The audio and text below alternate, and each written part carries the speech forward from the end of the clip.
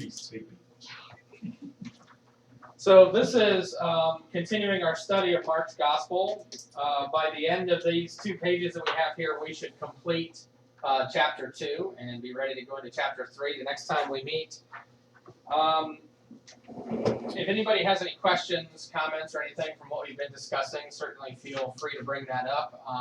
My plan for today is to just kind of follow through with reading the rest of the text and just discussing some of the various points that I have on here, some of the questions that I asked. I did mean to ask if anybody wanted a pen. Does anybody feel like they want a pen to take a note? Joe, there's a box on the counter out there that has some in it. Grab a couple of them. Oh, you got one. I brought a spare. Right here, Joe, on the counter here.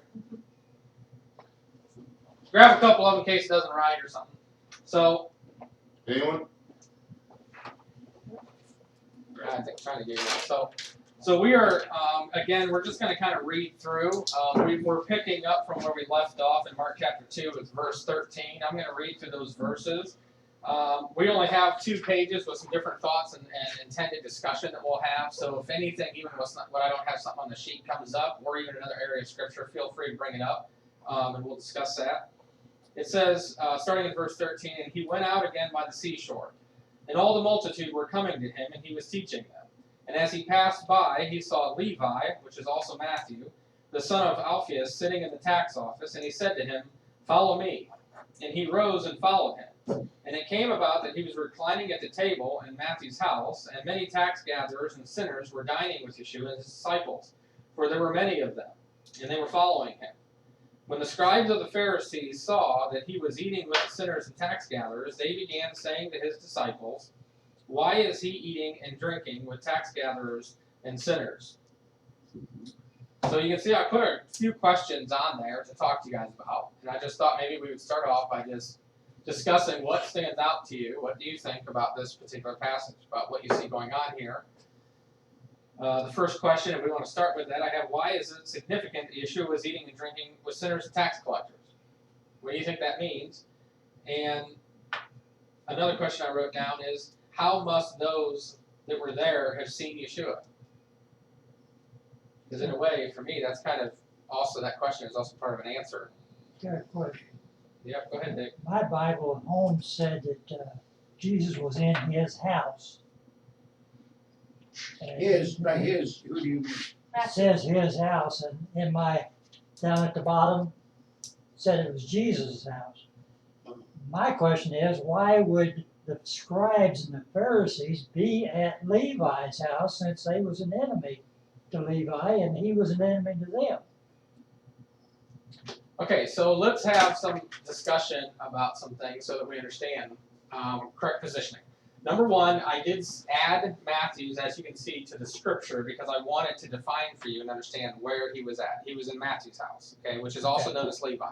Now let's talk about what a tax collector was, so that you understand. The Roman Empire obviously was controlling and was ruling in this particular area at this time. And what the tax collectors were, basically, were Jews who were living in this land, who had been assigned a responsibility of collecting a tax and furnishing a portion of that tax to the Roman government. So as an example, if a couple individuals or some individuals would go fishing and they would collect 10 fish, 100 fish, whatever the deal was, the tax person, the tax assessor at some point would come to them and say, whatever was required would be required. So if they collected 10 fish, then maybe 2 perhaps would be required out of what they collected. The tax collector would then take those fish, take them to the market and sell them. And he would normally undercut any of the other salesmen in the market because he's going to make the sale quickly. So he would make the sale to basically transfer the item. This would happen with any items that he would get. And he would collect some level of revenue or money from that. A portion of that he would keep, and the rest would be turned in for tax.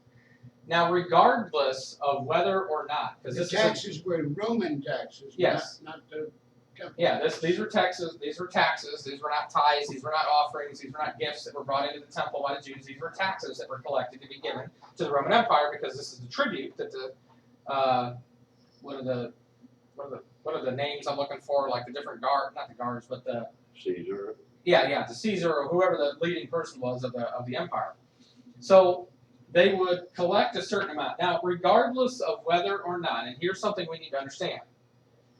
Some of the tax collectors would be wicked and some of them would take a bigger portion than what they should be. Now, obviously, since this is their job, they had to make a living at what they do. And they, yes, were a Jew, they were part of the community, they made a living out of some of this, and so some of them would keep a portion that would be right, and they would give the rest over as they're supposed to, and they wouldn't extract from the people more than what they were supposed to. Others would be wicked about it. They would collect 10 fish, oh, I need 5 fish from you, 50%. They would complain, they would have an issue, but of course the Roman soldiers would come, they would do something if people weren't doing what they needed to be doing. They would police it. So some of them would be wicked. They would take more than what they should. They would sell it, right?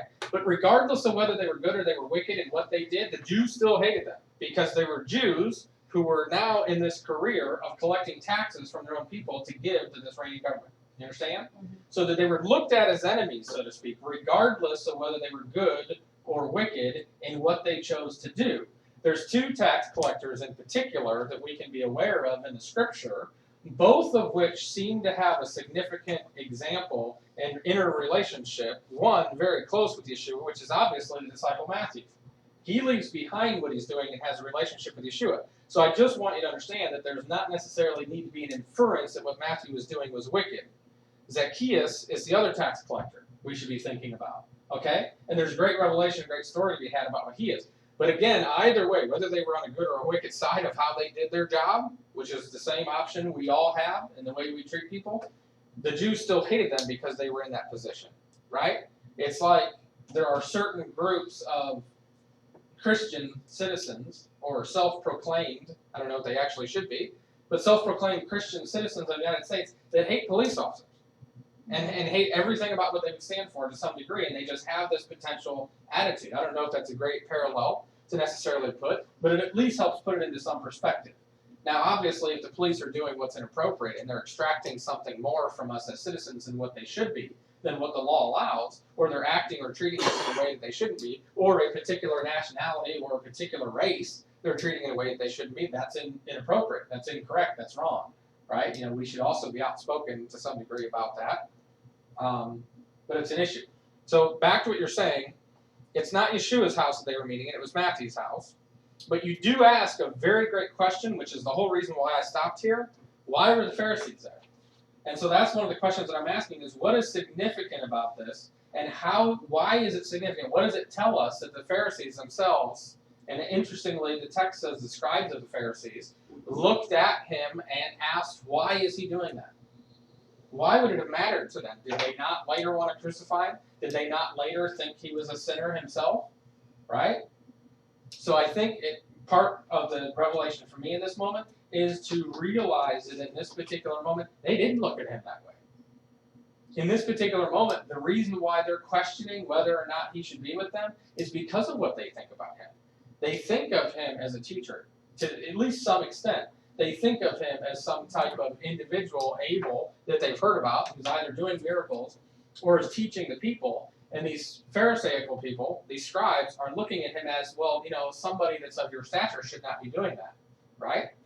I mean, isn't that has to be part of their view? Didn't they look at him as either a Rabboni or a rabbi? It's possible.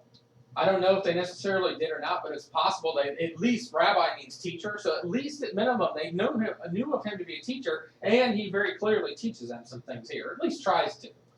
And other times, and also keep in mind, as we've talked about tax collectors, and I want you to understand, I also want you to keep in mind, as you read through the Gospels, that yes, perhaps a predominant amount of the scribes, the Sadducees, or the Pharisees are acting in wicked ways, perhaps, and doing and saying things that seem to be trying to catch him on a regular basis. But Nicodemus, being one of them, is not doing that for that purpose. So I also want you to mind that although a lot of the Scripture does help us understand to have a negative view, so to speak, it's about Pharisees, about Sadducees, I don't believe that's necessarily the Scripture's intention. That's usually our feelings about the experiences and the examples that are being poured out. So when you're hearing about scribes and Pharisees, I don't want you to necessarily always take a negative approach. Obviously, very clearly, there are some times when they're just literally trying to trap him, they're trying to catch him, they're trying to get him to say or do something that their teaching would be inappropriate about. And now that I've said all that, we're going to be getting into some discussion about that too. So would they have considered him like a sage, one of great wisdom? Yeah, and people were following him. Very And clearly, he yeah. told them, he asked them a question. He said to them, follow me. And they did. Well, interestingly, to be technical about it, he says to Matthew, follow me, and then later it says, many tax collectors, sinners, were dining with Jesus and his disciples, for there were many of them and they were following him. He asked one person to follow, and that one person made the decision to. And I would assume, and I think it's safe to make this assumption, that although a lot of people may not have liked Matthew for the profession that he had, he still was not likely doing something that was wicked and consistently stealing money from the people or whatever. I doubt Yeshua would have called him if that were the case. He did call Judas, though, to be with him at one point. So, but either way, yes, other people chose to follow him. And Matthew obviously would have been having a relationship with other tax collectors. And this is another reason for us to understand that the Jews, not just Pharisees, scribes, and Sadducees, but the Jews in general looked at tax collectors as a whole other class of their own. The scripture clarifies that for us. And they kind of equate them somewhere to be in connection with sinners, because you find the two words put together quite often in scripture. So they were a whole class of their own. But were they necessarily sinning? Were they necessarily doing anything that was wrong? Not in every case. Not necessarily.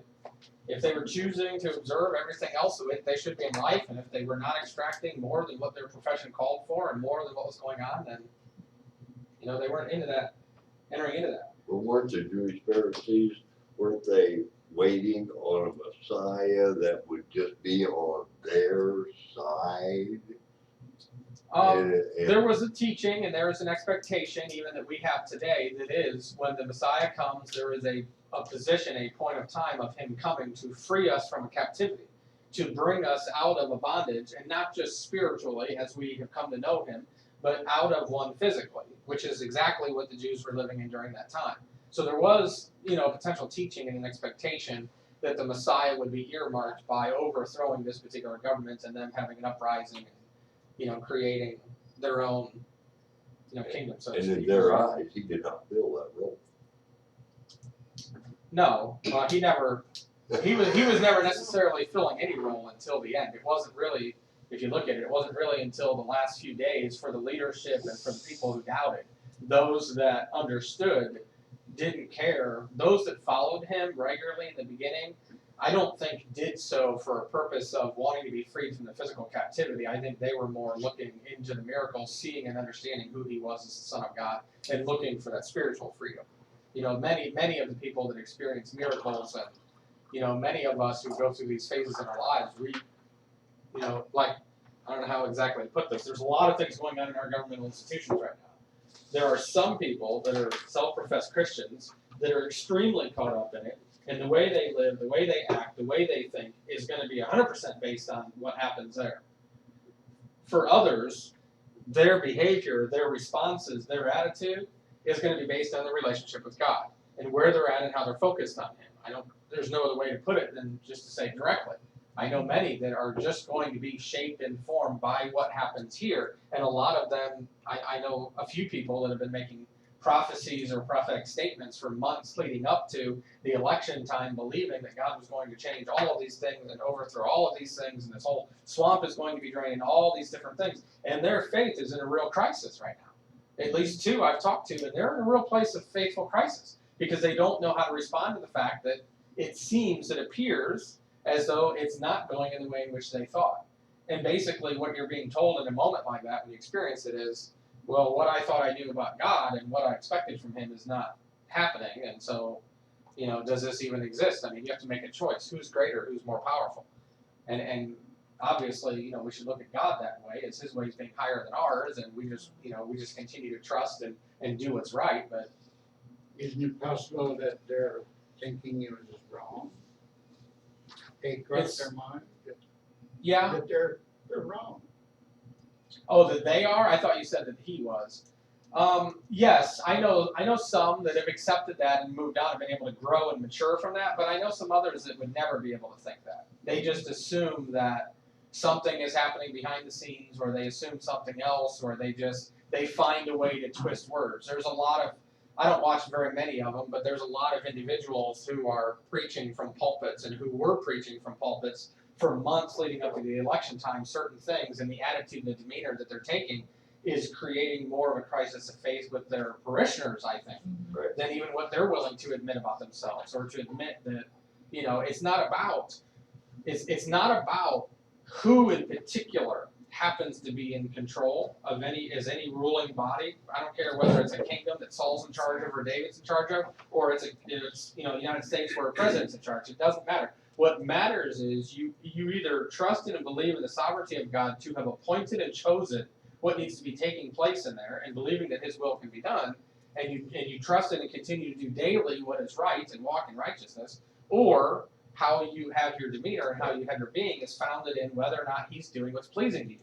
I mean, that is, oftentimes that is the option. Those are the choices. This is the paradox, Yes, and so, right? That things are not always as they seem. So a lot of us who are a little bit older grew up in a world where the United States, the people controlled the United States. And then they joined in with this whole United Nations, world government type stuff.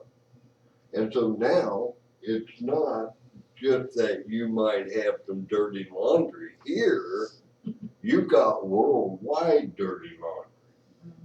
And so this is not anything that any one president or one king can control.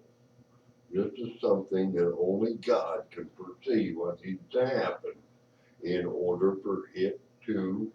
Are they wrong in saying the swamp needs drained? No, they are not. Is it going to be drained the way we think it should be drained? Probably not. yeah. So let's kind of reel this in and get back to, give me just 1 second. Basically, we're talking about then some of those that would have experienced as smaller, you know, just villagers or people that lived in the towns or whatever else. You know, some of them could have cared less about what was going on politically and who was reigning because they were still just living their lives, doing appropriately what God had designed them to do. Others that were in leadership positions or others that really cared about political statements would be the ones that would be consistently testing, consistently trying to challenge, consistently trying to do, you know, various things to make a change. This is some of the people's mentality. Scott, go ahead. There were members of the priesthood who, like the tax collectors, took more than their fair share. And so, like, when you brought a tithe and an offering, they would take, you know, the more than they should with the types of offering and different things like that, which the Bible speaks to. And it seems like to me that though the behavior is the same with some tax collectors and some of the priests, the general population still definitely had a caste system. And they, you know, put tax collectors in one box and they put the priests in the other. Even though a tax collector that was doing right should have been elevated above a priest that was doing wrong, they didn't. And I think that also speaks to kind of the temperature of the citizenry, and it kind of speaks some to why are you with those people? Is because in their caste system, they really were, you know, and it wasn't necessarily what they were doing, it's just who they were. We do that in today's society. Yeah. I mean, look So at who we elevate on social media, and just, you know, we stopped watching the TV and the news years ago because it got so frustrating. Because we're like, why is it that they'll spend 55 minutes on the news telling you all these elevated mass murderers and serial killers, and they really go into the details about them, and there'll be like one little story about a kid who had a lemonade stand for cancer. You know, and you're like, wait a minute, what are we doing? So we do that. And we go into today. big, long, drawn-out stories about this particular sports figure or that particular sports figure who took a knee or who didn't take a knee or who did or didn't do one particular view. And no matter what side you're on, that is still more important than other things that are more godly, so to speak. You know, So- like the child who has cancer, who's, you know, given some kind of gift, or an individual who creates or invents an item that can completely revolutionize or change the world, or anything of this nature. And unfortunately, even in our business, I have found that if I post something online, like our sponsorship program, when we went out and fed 90 nurses at the hospital, I get maybe 2 or 3 or 4 people that post and share it. I get maybe 50, 60 people that like it, that click on it, maybe 5 or 6 make a comment. But if I post a funny t-shirt like, order what you want, but you're gonna eat what you get, I'll have like 200 people in an hour that will respond to that. I have like, 500 people that will share and pass around a message that I share of something that's comical and humorous. And it's because we love to be entertained. Part of what I'm talking about now goes into the second question. We have a hard time judging correctly what we see with our eyes. Why? Why do we have a hard time judging that? If they look at him, and this is why I asked this question, if they look at him and they see him as a teacher, this is the only reason why they're asking the question, why is he dining with tax collectors and sinners? There's no other reason why they could be asking that question other than because of how they see him. If you see a guy sleeping on the corner outside and you know him regularly be homeless, you're not going to ask yourself why he's hanging out with homeless people. If you know somebody regularly has a drug addiction or doing something and you see him hanging out with those people, you don't ask yourself that question. You ask yourself a question like that when you see somebody that you don't expect to be doing something, hanging out in an area that you wouldn't expect them to be in. And you have to be able to, and I'm not saying this is wrong to do, but you have to be able to make a discernment, use the gift of discernment, and you have to be making judgments to come up with that assessment. So the question that I'm asking then is, we have a hard time judging correctly what we see with our eyes. Why? Why? Why is that such an issue for us? I think we spoke to it. We have prejudices that are rooted in what seems to be our very fabric. We have our own judging standard that we evaluate against, and as much as we try as Christians to put that aside and use God's standard, it's our human nature that we're going to want to look to our own self first. That's our human nature. And so I think that's, Amen. And we do look for our own perspective. Go ahead, Dave. Our eyes only see the external. We That don't is- see what's going on in the mind or what's going on in the heart. Yeah, that is a great insight. So, is it possible for us to see the internal? Only if you ask questions and listen. Only through experience, I kind of think, because if I'm gonna trust God, I don't just become trusting, I have to experience trusting God and see if it works or not. That doesn't mean always in the physical, so I have to experience it. And people are gonna fail me, I'm gonna fail. I failed God, I failed other people. God never failed me. I can expect that. That's one thing I can have an expectation towards, is that God won't fail me. People, I don't have to, I know they're not fail me. So I don't have to be surprised when it happens. And if I'm gonna have a loving attitude and an attitude of gratitude, then I can't be entertaining all these things, whether it be the television or the news, because you know what, I have control over my attitude. Because if I let those things come in and distract me, then I'm allowing that. So I try to make better decisions now about that, so I don't use it as an excuse to not be responsible about how I act and what my attitude is. 2/3 of the people that I work with on a regular basis are former church members, pastors, youth pastors, people who had positions in the church and feel that God let them down because of their perceptions. 2/3. And that's not a lie. Afraid to come back and look. Andy knows that exactly, because as soon as one of them says, I tried that God thing, and I even did this and I even did that, it just didn't work. He let me down. And that's the one I focus on. It's the one everybody else goes away from. Hey, you told God what to do and he didn't do it. Why not? And that's just it. Give him And I have advice. a lot of pastors and church people to tell me to quit doing what I'm doing and come and do this like what I'm doing. And I'm like, because this is what I'm supposed to be doing. It was not my choice either. This is what I'm supposed to be doing. It's what I'm most effective. Well, The devil makes me afraid to look, because before I tried that and I was doing it all my own way, but now I have a fear I've built into me that, oh, we went there and, it didn't work out right, so now I'm afraid to look again. And now I'm starting by the grace of God not to be afraid to look and take, what do I have to lose? When it comes down to it, am I afraid that I'm going to be wrong about serving others and understanding who God is? And just because I had an experience where I kind of did take it the wrong way and had some prejudices and let my deep down the sin that's in me and all come out, I can't be afraid of that.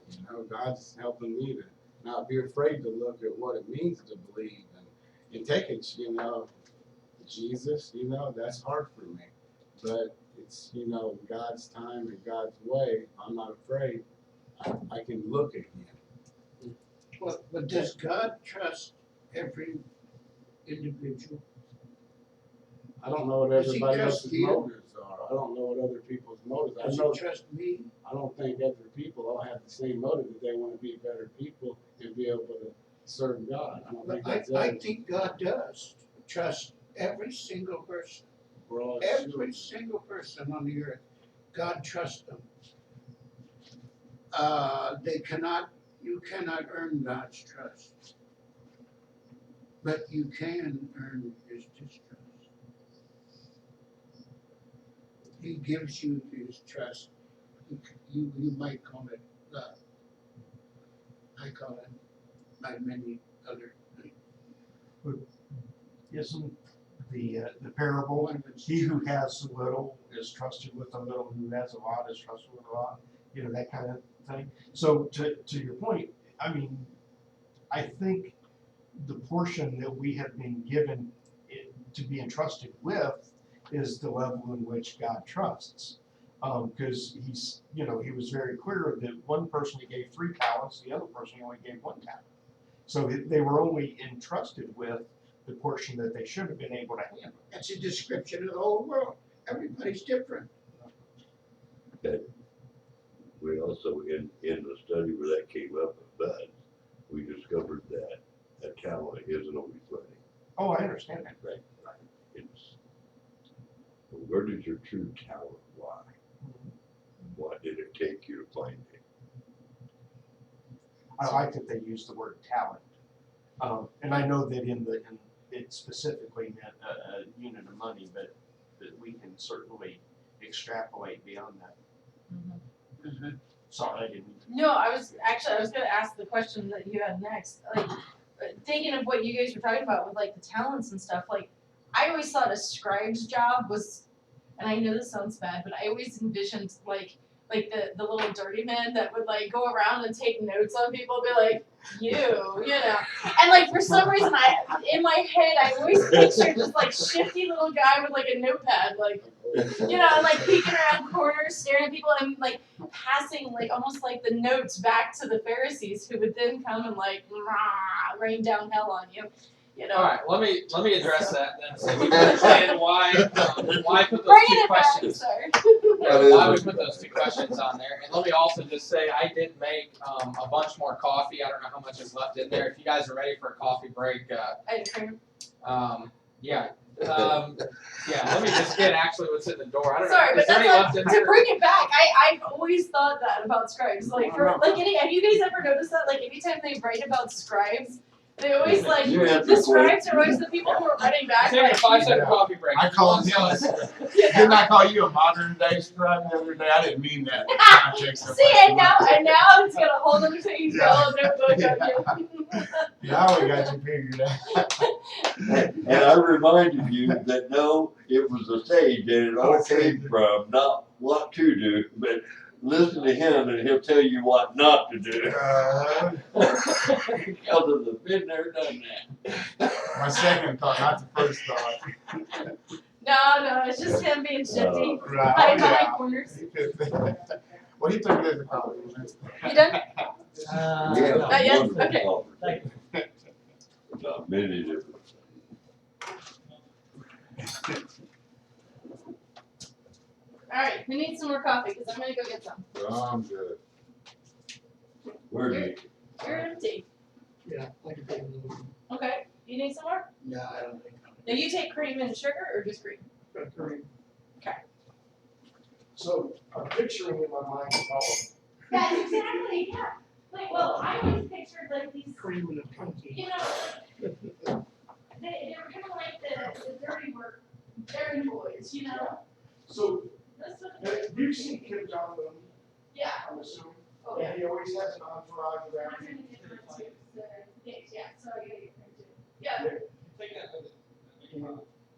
I think in every picture I've ever seen with him and his group of military people, there is always that one guy that has his notepad out. Exactly. There's always that guy. And I bet you he's like, you know, I don't write everything down and do exactly what he says. I'm dead. I'm gonna be the next one on the wall. Yeah.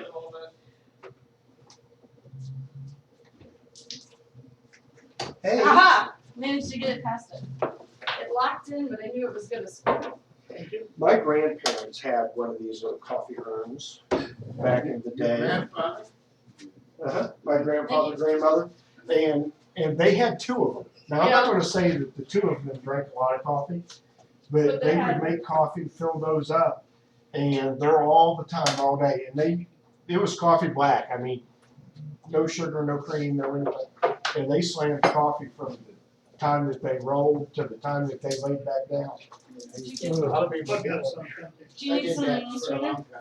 No, And, you know, you would, I mean, I don't know that I ever in my life saw them without a coffee cup.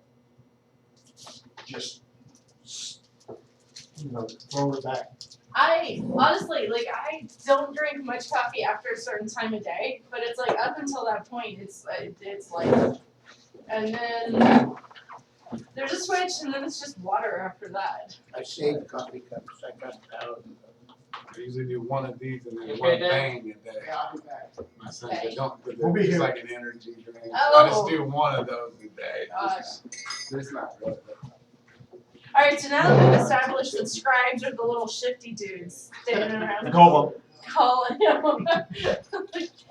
I don't know, like, I just, every time I've ever seen the word scribe in the text and stuff, that was the little visual I had, is that it was just some dude who worked at the temple, who had a notebook, and his sole purpose in life was to catch people, either doing something that they could then preach to them about it or not.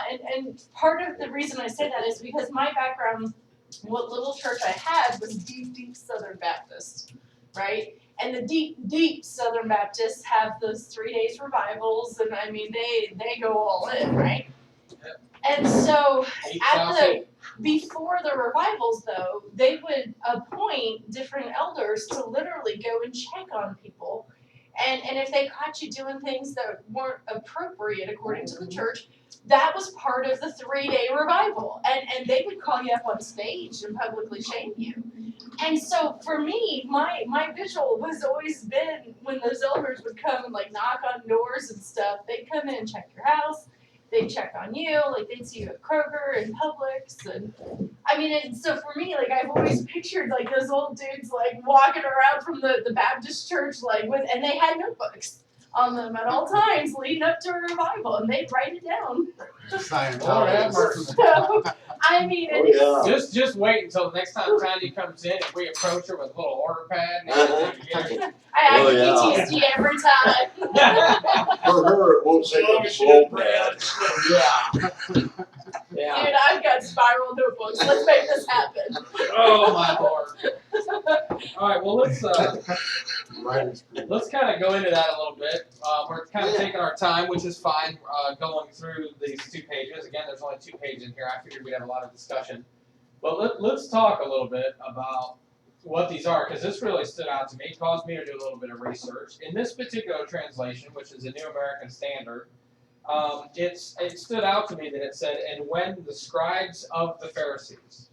It stood out to me a little bit different, and it made me get to thinking.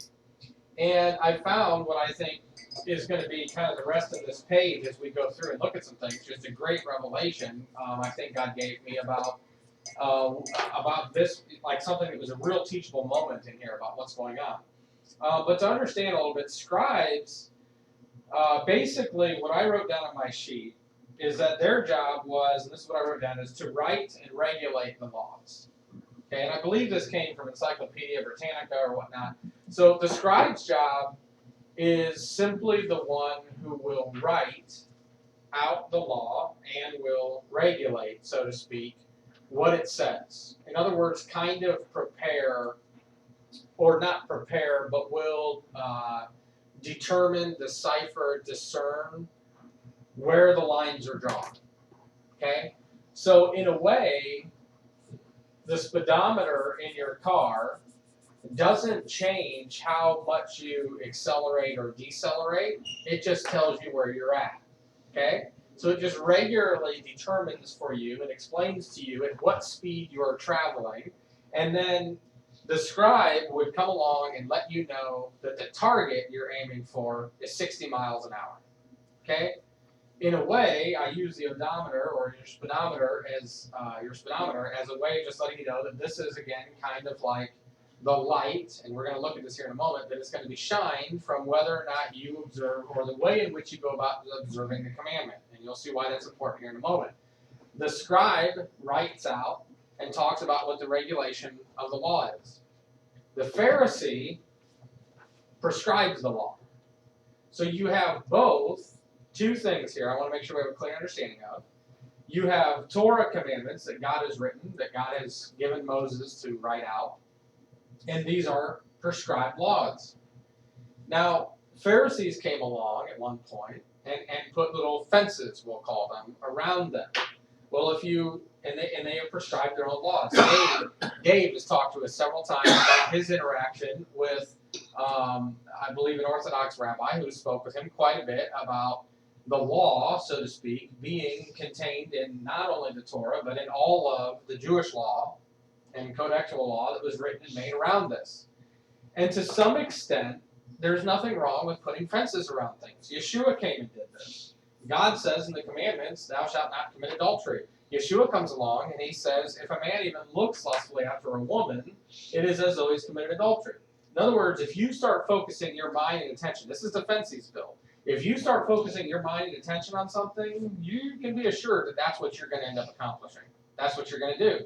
He's letting us know that the root of things begins inside, our desires, and what we want. This is why James comes along later and writes and says that a man is only enticed by and tempted and carried away by what he desires, and he only enters into temptation when he's given into that, right? When he's enticed by it. So there's nothing wrong with putting fences up around things, but what is the problem? All throughout the text you find you have forsaken the commandment of God for the sake of your traditions. That's a problem.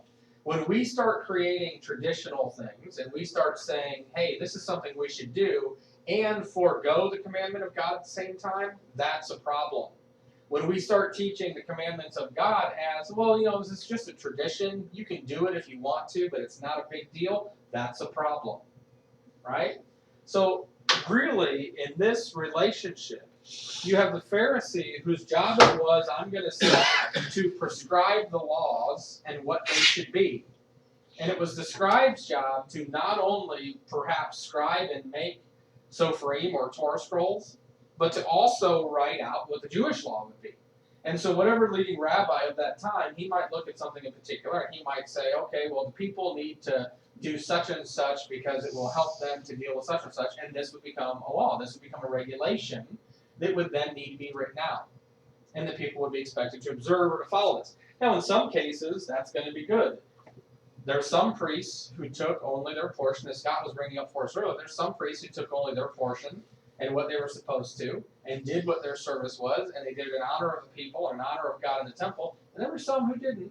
There was Eli's sons that are all mentioned throughout 2 Samuel, I think it is, that were just ramming a meat fork into the pot, the bowl, the cauldron, whatever it is the people brought their sacrifice in, they would just ram this meat fork into it and pull out as much as they could, even if it was all of it. all of the sacrifices people were bringing in honor of God and wanting to give. If the evil, wicked priests could get as much of it as possible, that's what they would take and say they would do that.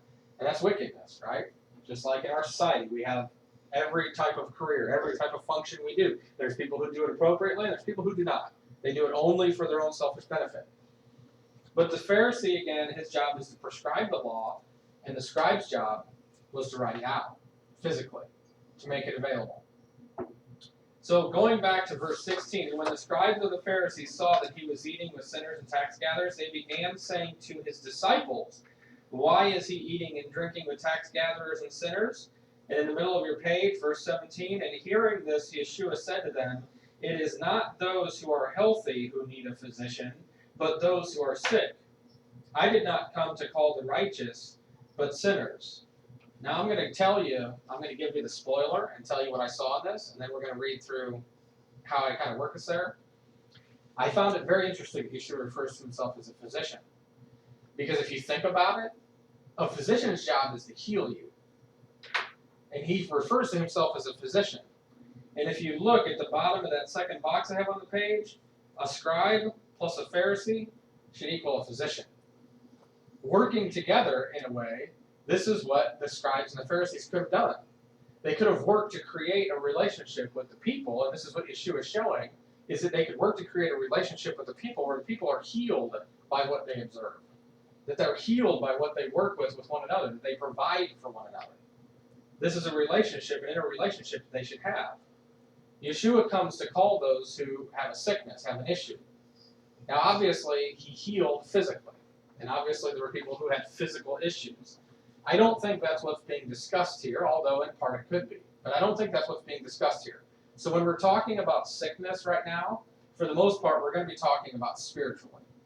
Because I want you guys to keep in mind a couple of different things. We asked a question earlier, is can you see the internal? Can you know the internal? I'm going to suppose, and I'm going to use, as I've done before, is a couple of examples. Dave, Burns, and Dick here. They were married for quite a while. Scott's been married with Rachel for quite a while. I've been with Jen for a while. Those of you that have been with your spouse were there for a while. And you reach a point where, to some extent, the spirit inside you is communicating with the spirit that's inside that person. And there are certain relationships I have with my wife where I can just, maybe wink at her and give her a certain look, and she wants to know what it is I want because she knows and understands me, right? And the more you build a relationship and get to the point where you don't need as many words, the more communicative you can be. The more obviously bonded in a sense you are. We absolutely have kind of a, this is going to be a debatable teaching, whether or not you necessarily agree with this, but I believe that we have the ability, first and foremost, to be able to connect with the internal people. We just, as we said earlier, are more caught up by the external. We just allow ourselves to be deadened on a regular basis by not knowing it. Women inherently have a little bit easier task with this, or find it a little bit easier, I think, than men do. Tanya, jokingly, I'll say, has been in here a couple of times letting us know what Xander, her son, has been doing, and her husband Eric, who's at work, is just doing his thing, whatever, and there's 5 or 6 or 7 different needs that should be met with making sure that Xander's doing what he needs to do, and Eric's just caught up in his own thing. He's focused on what he needs to be doing with his work, or whatever. And women just have this is part of how they've been created. They just are usually in tune with recognizing a spiritual need. My wife absolutely can go into most situations. She doesn't always necessarily judge them 100% correctly, but she can go into a situation and see what's going on with a person who's sharing something about an experience they've been through or something they're going through, and she can usually see probably quicker than me what the emotional need is going to be for that person, and be able to find a way to meet it and address them in that fashion.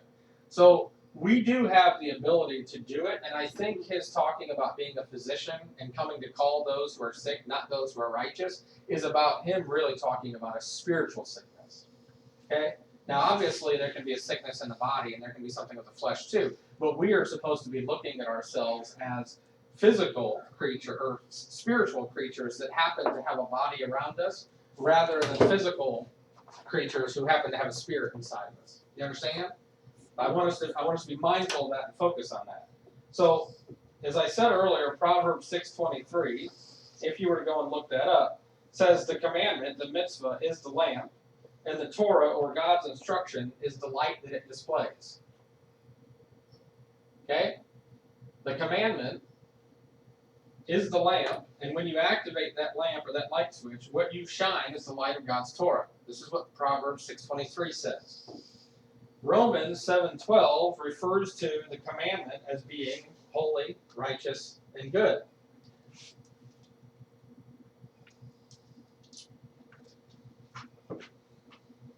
And 1 John 3:4 says that sin, you've heard me say this a million times in here, sin is lawlessness. Okay? So if we put these two together, and I've never really done this before until this teaching for a moment, if you put these two together, that the commandment is the lamp and the Torah is the light that it displays, and we know that God is light, we also know his flesh, or his word came in the flesh and dwelt amongst us. If sin is Torahlessness, then what is sickness? If sin is lawlessness, then sin, a sickness of sin, and I did have to rephrase this on my page, I put of sin on there. A sickness of sin is an inability to display light. And I want you to think about a couple things. And Dave, if you have something, Dave Byrne, I saw you shake your head earlier when I was saying something about Yeshua and being the physician, being a combination of a scribe and a Pharisee, so to speak. If you want to say something about that, please do.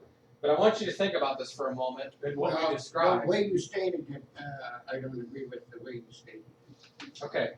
Well, think what he was doing, what he was doing. Well, think about a scribe and what we've declared their You job. have to look at the whole thing, and the last sentence of it really describes what he's getting at, because he says what he's getting at. Okay. It has nothing to do with being a doctor. He's just using it as a reference to demonstrate his point, and his point is the last sentence. Okay. So he's specifically speaking to the scribes and the Pharisees that are there, though. We've determined that a scribe's job is to write out, and the Pharisee's job is to determine what the direction should be. A physician does both of those. A physician determines what the path of health should be for you.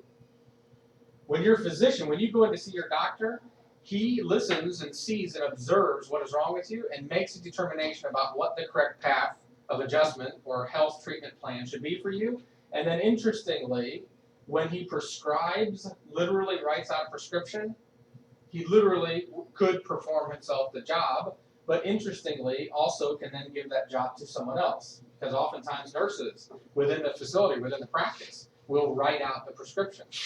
So there isn't necessarily anything wrong in what the scribes or the Pharisees have done in dividing up these particular careers or these work paths or whatever else, but the way in which we go about the job is what the issue is going to be, obviously.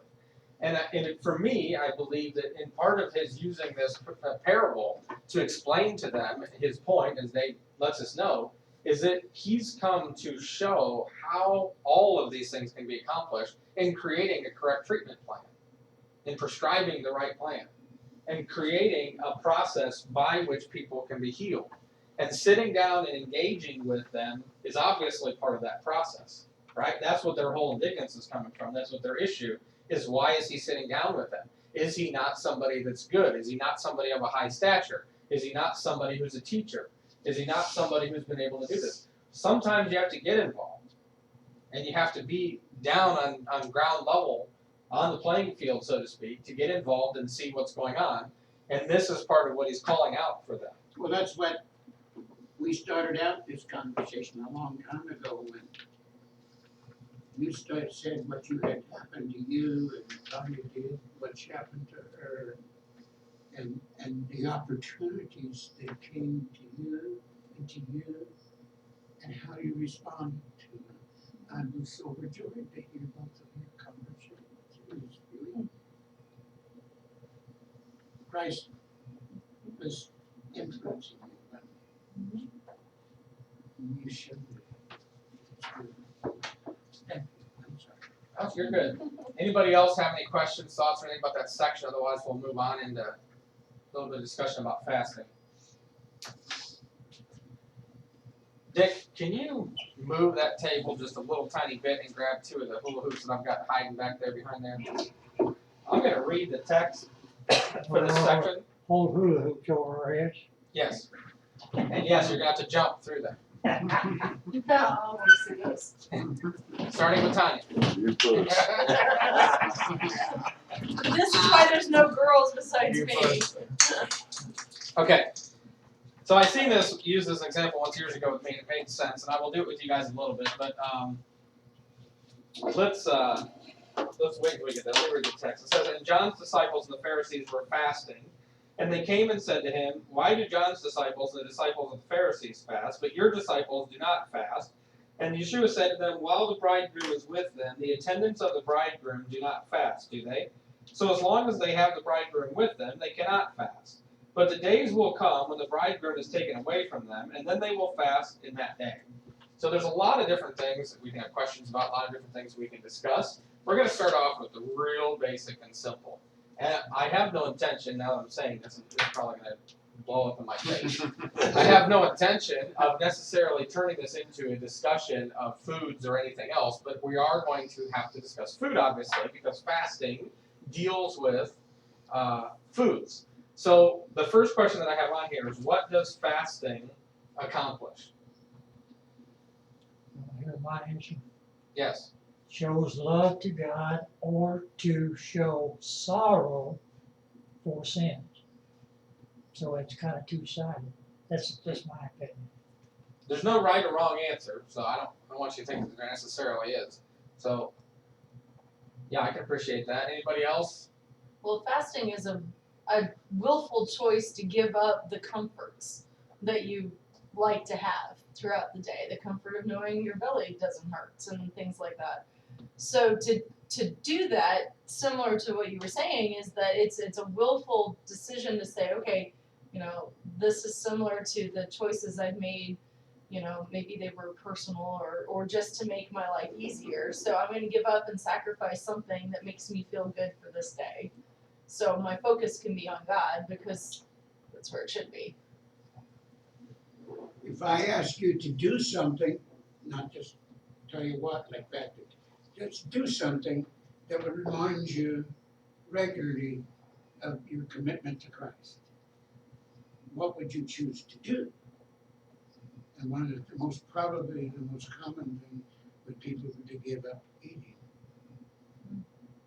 That's that, it's, I'm going to be hungry, and the hunger will tell me to remember why I'm not eating. That is definitely not one of the first things that would come to my mind, but that's just because I'm selfish.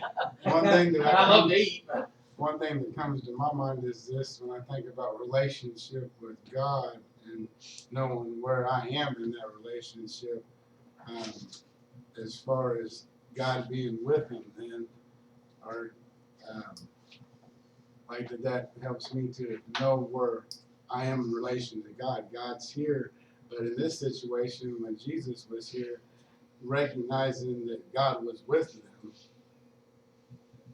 was different than God not being with them. If that makes any sense, I'm not sure if it does. no, that's again, it's really not a right or wrong answer. Other than let's just get real technical for a moment and just answer the question: what does fasting accomplish? It literally, as Tiny brought up, it literally accomplishes a hunger, right?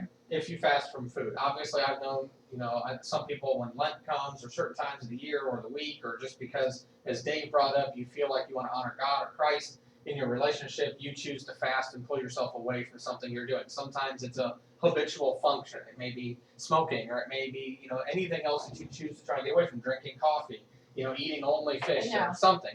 Whatever it is, I know. Whatever it is, sometimes, people choose to fast. Normally, we're dealing with a food issue, okay?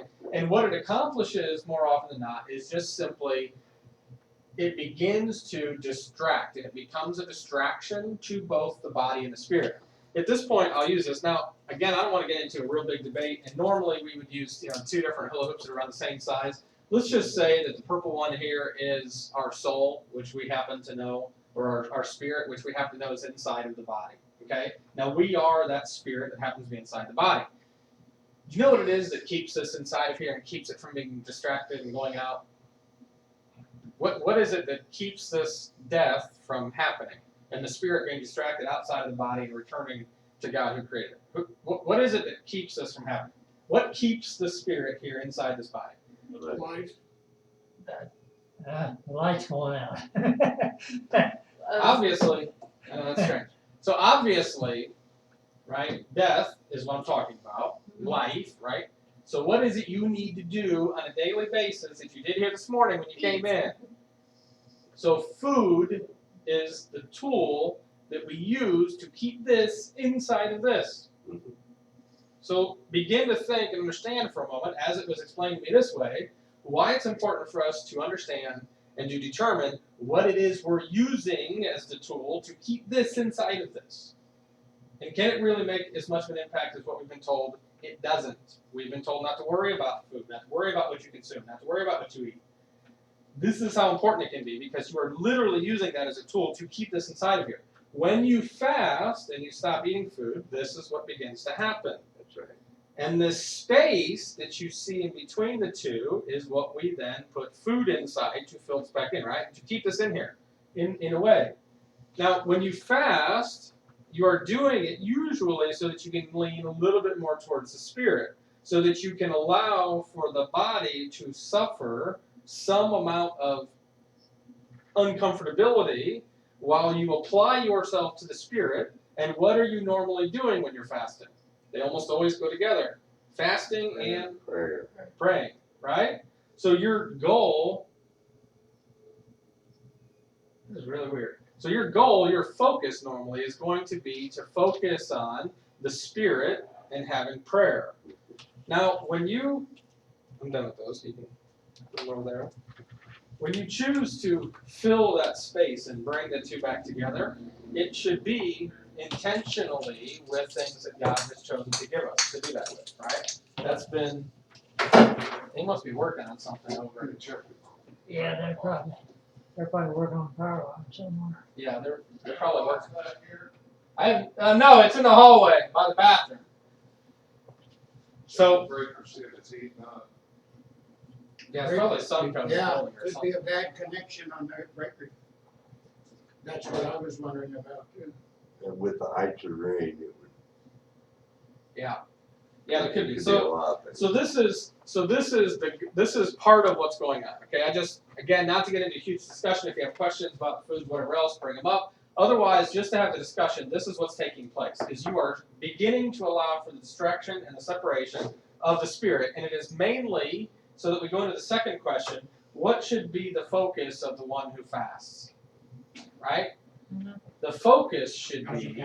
No heat's coming out of there, it's probably ice building up on the line Yeah, somewhere, there's something's ice something's somewhere. gonna snap. So Yeah, there's a tree on the line somewhere. Hopefully, it won't cause us an issue. it's an outside issue.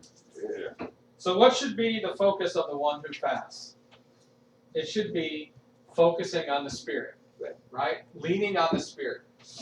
Being able to give to the point of yourself spiritually, to the point where you can enter in communication, and usually when you're fasting for a purpose of connecting with God, or some people I know have fasted for the sake of someone else, a prayer need that someone has or something, and they just really have felt like this is where they need to. What should your focus be on? Our focus should be on the Lord. Our focus should be on the spiritual, so to speak. But what is the issue going to be? You want to say something else, Dave, and what you're asking? No, I'm waiting. I'm wondering what the motive is, and I know kind of this, but is my motive to help someone else do the fast, to demonstrate my faith, or is it just for myself personally in relation with God? Or can it be both? I think it's personal growth, isn't it, with God? I mean, because you're the one that's supposed to fast, so it's not like watch, Phil fast. No, you're the one that's supposed to fast, so that's the way I'd look at it. Introspection. And Yeah. people are observing you also. Yeah. People are observing you also.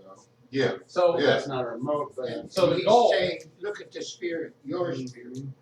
so This the is goal your path. should be lining your spirit up with what God's desires are. Lining your spirit up with what God is spirit. So lining it up with Him. Right. You know what tends to happen? You focus on yourself when you fast. That's what you're supposed to do. It's not selfish when you are choosing to deprive yourself of something bodily for the sake of growing in the spirit. But now understand, when we go back and read the text, it says John's disciples and the Pharisees were fasting. That's not a problem. They're focusing on themselves so that they can either pray for the people, so that they can teach the people, or so that they can go through prayer. That's not a problem. Remember later in the text, Yeshua says, don't be like the Pharisees who fast and then put all this dry look on their face and go out and sit in the public square and show people that they're fasting so that they get attention. Because now they're doing it to focus on the other people. They're not focusing on themselves and getting themselves in the spirit. So what does he say here? He says, well, why do your disciples not fast? And his response is, and Yeshua says to them, while the bridegroom is with them, the attendants of the bridegroom do not fast, do they? You understand the connection here? What he's saying is, when you are fasting, you should be focusing on yourself to spiritually grow and become mature, where I am the bridegroom and my attendants are supposed to be having their focus and their attention on me. And that's not selfish either. He's drawing out a point here showing that if the groomsmen, if the attendants were to sit and fast and focus on themselves, then they would be sidetracked. They'd be distracted from what they're really supposed to be doing, which is learning from him. Because what happens? When you focus yourself on fasting, your stomach starts to rumble, your brain starts to drive you crazy, you start feeling that physical hunger, and you have to focus your attention on, I'm not going to do that, I'm going to focus on this. Now, when Yom Kippur comes along during the year, God tells us to afflict ourselves on that day. And you are to fast during Yom Kippur on that time. Now, if you get to a point where you're so sick physically from not eating, and you need to eat, and you can't focus on anything else because you literally become sick, then you're not really fulfilling or walking in what God's intention was. Because again, we have to understand that the commands and the instruction that he gives is not to create such an uncomfortable desire that you literally cannot function and do the greater connective relationship, which is worshiping, being in relationship with him, and being functional. So if I literally can stand it, which I have a few times in my life I've tried to fast, a couple of times I've made it, most of the time I don't. I get a real bad headache and I get a real issue sometimes. And I do personally have to start watching my weight as I'm getting older and being mindful of what I do because I can't go without eating and I need to not eat so much. But either way, when I fast and I make it through, I feel much better. But if during my fasting I get such a headache and I get such a strong migraine that I can't see straight and I literally have no other choice but to go and lay down and go to bed, I'm missing out on any opportunity to have joined in fellowship and missing out on an opportunity to actually do what's right. So then what do I have to do if I'm fasting? I focus my time and my attention on what I need to do for myself to get myself to the point of the fellowship, because the fellowship's important, not eating food. So if eating a smaller amount or drinking water or doing whatever I need to do is what I need to do during that time frame, then that's what we do. You understand? I want to make sure that we're understanding the application of these things, because there's a lot of stuff he's talking about here that we can go several different ways with. But fasting is about focusing on yourself in a way to grow spiritually and become more mature that way. Where part of what's going on with his disciples is that they have a job to do. Go ahead, Andy. I kind of getting from it that it's kind of the thy will be done instead of my will be done. That's kind of bringing me to that, even though I've got this will that I want to eat, but by demonstrating to God that I'm putting his will first beyond my own selfish will to eat, that's me walking the walk to God instead of just saying my will be done. I'm demonstrating to God that it's his will, not my will. What you want to do, what you want to see in that, and what you're saying is Paul talks about earlier about basically buffeting his body and making it his servant. And that's what fasting helps to teach us to do. It helps us to learn to thrive and depend on the Spirit and make the body be in submission to the Spirit rather than the opposite. Because this is why the war rages between the Spirit and the flesh. The flesh and the body always wants the Spirit to be subservient to it and give it what it wants. The flesh wants us to consistently feed it, and obviously not just food, but anything else that we have a desire or proclivity towards. Our goal needs to be to learn to be that Spirit, which happens to have a body of flesh around us, and we learn to make the body subservient to the Spirit. And we learn to make this body get up and go help the people that we don't want to get up and go help at 3 in the morning, or get up and go do what we need to do to prepare a way for God's Spirit to be. Yeah, we have many other examples, and I'll probably get in trouble here. Yeah, this is one of the areas where I get in trouble. Yep, yep. But the Indians, other cultures, all of them, in order to hear from the spiritual side, they all had something that they done that had to do with breaking down the flesh of the body, so that the body could hear what the Spirit had to say. Almost all of them do. Okay? And so, when you think about that, when people are at a state of dying and their body is completely broken down, this is most generally where the stories come from of God talking to them, to their spirit. When they come back, they have these stories, and they're either of a very bad nature or usually of a very good nature, or they're confused because they don't understand that when that spirit, just like you was using the hoops, I love that, because that's what happens. The spirit goes to return, but it doesn't completely leave. But that doesn't mean it doesn't connect with the master spirit. And so, when I look at it like that, it makes total sense. When I try to look at it just as don't eat for 10 days, it don't make a whole lot of sense. Until you've had, and there's so many people in this world that have experienced such things. And whether they were in a drunken stupor and it happened, or Yeah, that's something that we have to or be. any of that. It's something we have to be real mindful of. We have to be very conditioned and very discerning to understand when we think we're being spiritual, but all we're really doing is being focused on the body.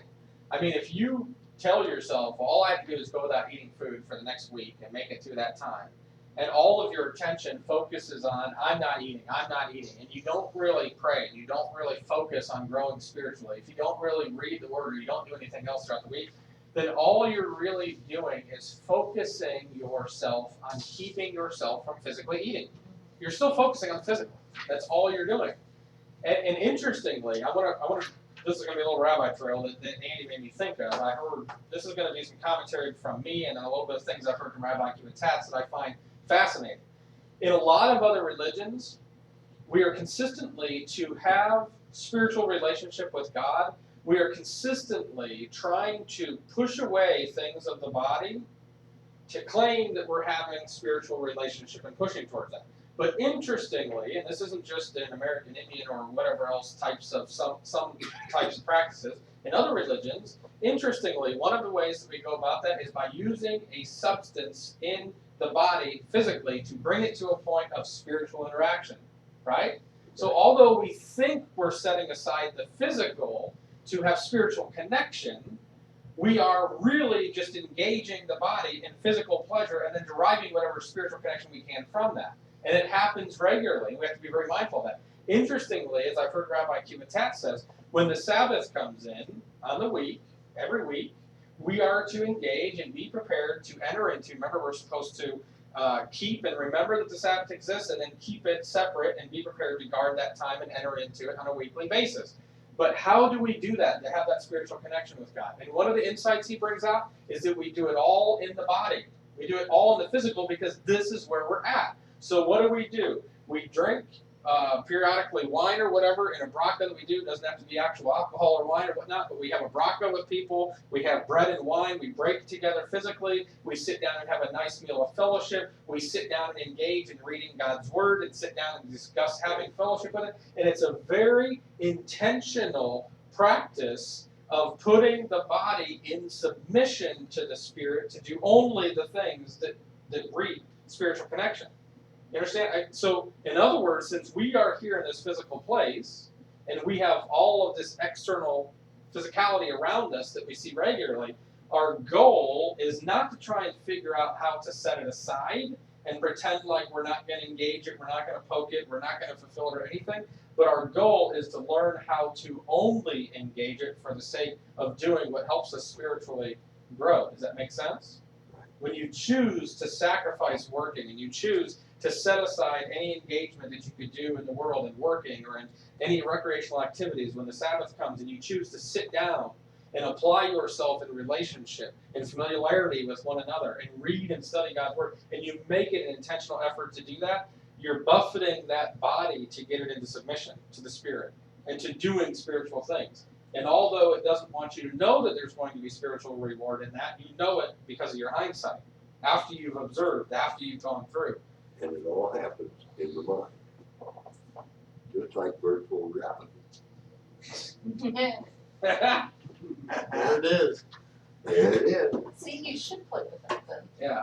One thing I thought of is self-control when you was talking about, I know it might be not the right wordage, but self-control being the fruit of the Spirit or evidence of God, of the Spirit. It's the last fruit of the Spirit that's listed, yeah. And having, relinquishing my control to God is part of what I'm reading from that.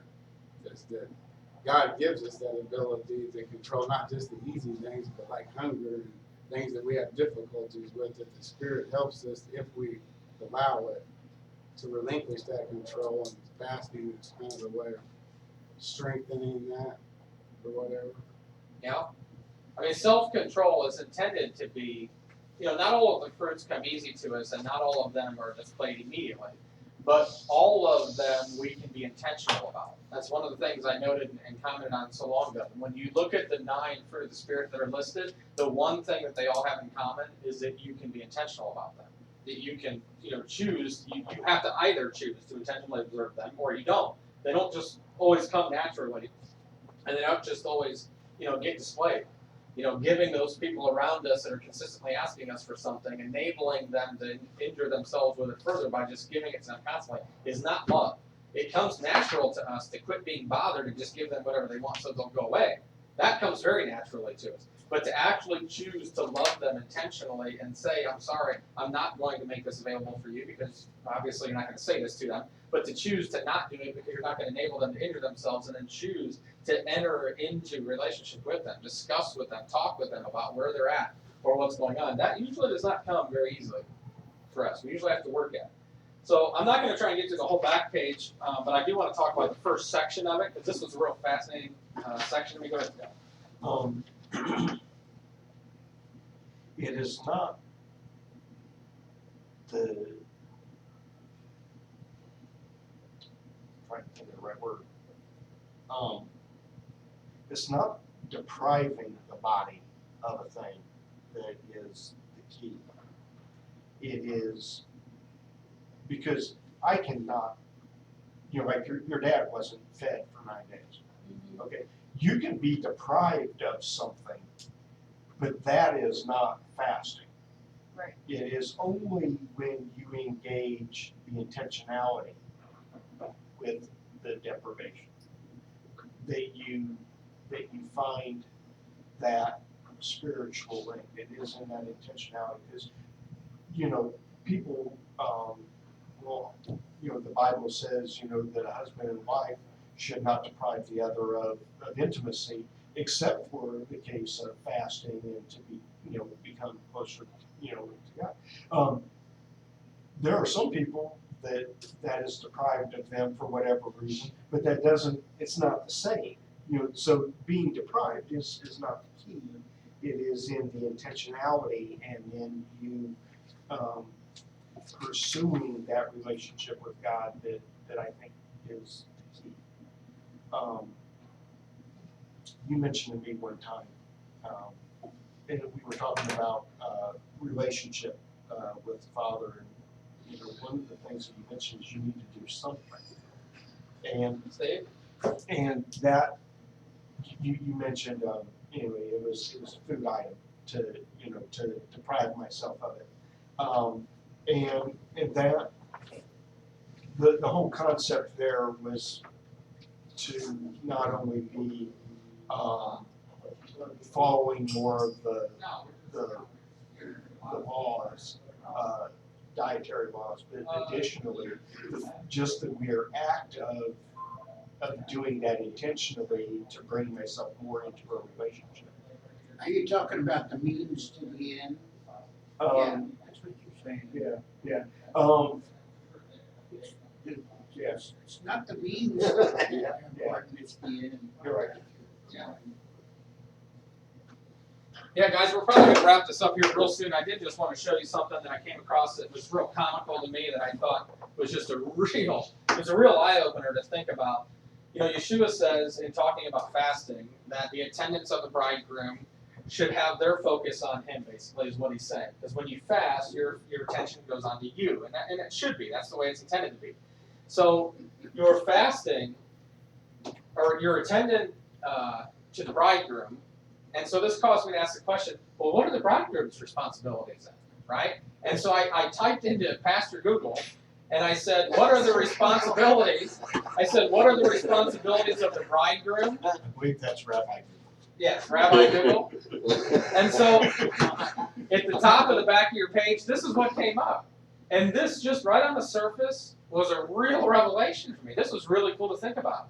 Because as attendants to Yeshua, as attendants to the bridegroom, this is what he has to focus on. So this means this is what we have to focus on. This is what we should be looking at. These are the things we should be thinking about when we're thinking about him. I'm just going to name them all, and we'll talk about whatever we want. But the bridegroom himself is to be focused on choosing who the groomsmen and the ushers are going to be. And this is going to be based on the closeness of relationship that he has with them, right? And not necessarily based on what they have or haven't done, but it's going to be based on how truthfully and sincerely they've done or what they have or haven't done, right? I've got some old school friends, people that I'm still in communication with, that I've known for 25 years or whatever it is in my life. I've got some other people sitting in this room with me that I've known for less than maybe the last 5 years that I would have a much greater relationship with and a much greater trust in my life and relationship with, that I would ask and would trust to do things with me than people I've known for 25 years. Okay? That's just where I'm at. And it's not necessarily anything against them. It's just where we happen to be at one now, and just what some people have done in my, I've got other people that I've known for 10, 15, 20 years that I don't have that same kind of relationship with. The choices they've made, the things they've done, I would still trust them. I haven't seen much of them or spent time with them in the last 5 years, but I would still trust them, in certain areas of my life or whatnot. The second one, clothing yourself and your groomsmen. How much does that relate to what Yeshua tells us? Think about how many passages in the scripture talk about Yeshua clothing us and how we'll be clothed and what we would look like, and how important it is to God that his children be clothed and what they look like. And then what responsibility do we have in making sure that the righteousness we provide for other people is something that they can wear? In other words, how do we wear the righteousness of God and who he is, and how do we wear the righteousness of Christ? What does that look like to other people? Finding a DJ or a band. How do you think that fits in, man? What's the entertainment? It is. It's the entertainment. And what's wrong with being entertained? Let me tell you a little secret, man. God is referred to in the scripture regularly as the God of Abraham, Isaac, and Jacob. The reason why Isaac is named Yitzchak is because Sarah laughed when she found out she would be pregnant. And Isaac means laughter. God is the God of the father of many, which is what Abraham means, the God of laughter, and the God of the usurper, which is, in a way, what Jacob's name means, who was later named Israel, right? But he is the God of laughter.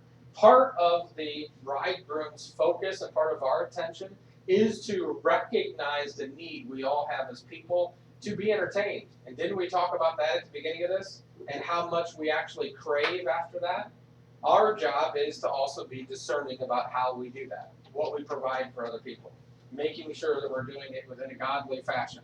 That's probably something I struggle with more than I would care to admit on tape, but now that I've done it. But, I mean, we are supposed to be holy, right? And we're supposed to be, true in the things that we say and we do. Like Swiss cheese. Yes. I'm not sure what you're talking about, but The Dave, one we're thing still you recording. said today is Swiss cheese. Okay.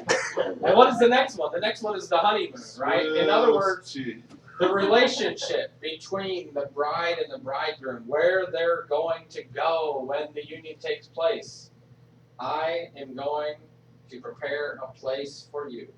If it were not so, I would not have told you. Right? That's his focus, his attention, and it should be ours. The rehearsal dinner. Now, mind you, the website that I was looking at specifically stated so that men could understand clearly that these are the responsibilities they should be helping their bride by removing from her plate to focus on and get accomplished, even if she would like to do some of them anyway. Now, of course, you should absolutely receive her input. I mean, it was just really comical reading this website about how in like three different, I mean, literally, there'd be like 3 sentences that said the same thing, and then 3 more sentences that said the same thing each point, and it kept making clear, I don't know if this was written by a woman or what, but it kept making clear to the man that yes, she should have input in each one of these things if necessary, but at all costs, since she will have all of these other things to focus on and take care of, you should be doing these duties and trying to get these things accomplished because it will help her and it will provide this. And it just kept standing out to me thinking about how much the scripture talks and how much time Yeshua himself spent talking about some of these related things. The rehearsal dinner, this marriage supper of the Lamb, sitting there, having that relationship and that meal with him. Transportation. Rapture.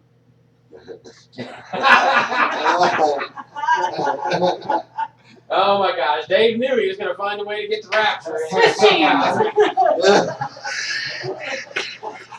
Transportation. Zoom.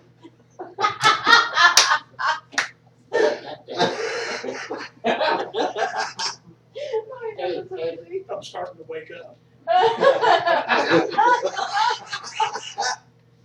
And then this one, look at this next one, man. This just really, really struck out to me as, man, this is fantastic. What I've been taught and what I've tried to teach you many times over the last couple of years is that basically the Torah is not the contract, or I'm sorry, the Torah is not the covenant between the bride and the bridegroom.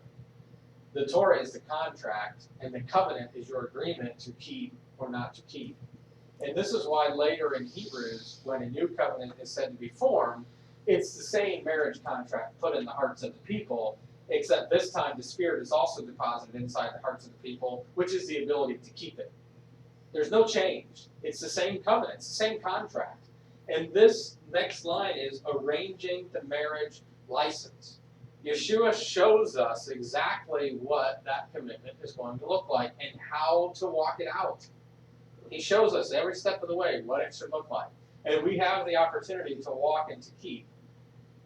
And this last part is all throughout the scripture. It is the relationship with him. Making your wishes known about the bachelor party. About what that time of fellowship should be in close personal relationship with who your friends are. And remember that a woman, the bride, can even have a bachelorette party. Now, it's certainly in no terms or in context the same as what we would think with a bunch of alcohol, drugs, partying, whatever. Because normally in our stupidity, we think this means marriage is a bad thing and I won't be able to do all these wonderful things that I want to do. And so I need to hurry up and get them all done now before I ever get married, right? And I can't tell you how many times I've seen that foolishness in people around me or whatnot. But that is obviously thinking in holy terms. You recognize that is not it. This is a time of joy and a time of celebration, of remembering that as a groomsman's attendant, you are there to celebrate with him how wonderful it is that he is coming into union with the bride. And to have that joy and to have that celebration is exactly what John the Baptist was talking about when he refers to himself as one of the bridegroom's attendants. He refers to himself as almost the best man, in a way. And so I just, we thank Rabbi Google for this opportunity, man, to just look at this. But this was just a real revelation for me about what his focus is supposed to be. These are the things that he looks at as the bridegroom, and they are also then supposed to be our responsibilities and how we care about the relationship he's going to have with the bride. Does anybody got any final comments or thoughts? The responsibilities of the bridegroom, I filled that all in and it was a lot different. What'd you put in there, Dave? The first one is, Jesus chose the 12 apostles, clothing yourself in your wisdom was tending the disciples. Finding a DJ was people in his life like John the Baptist and a bunch of other people. Honeymoon was his ministry. Rehearsal dinner was the Last Supper. Transportation was the crucifixion. Arranging the marriage license, that was our salvation. And making the wishes known as the Bible, both Old and New. That's good. You see, there's so many parallels Right. that can be made. That's his focus. And throughout the time the disciples were with him, that was to be theirs. And that's why they didn't fast, because there would come a time when he would be taken. And that's when you focus, and this is the time we live in now. Christ is said to be living within us. We are to focus our attention. But how is it we're to have a relationship with him? Take my yoke upon you and learn from me. And taking the yoke upon us means putting our heads in the book, reading and learning, and focusing ourselves and our attention to growing in the Spirit and stop relying so much on the body. With that, I'm going to turn the video off and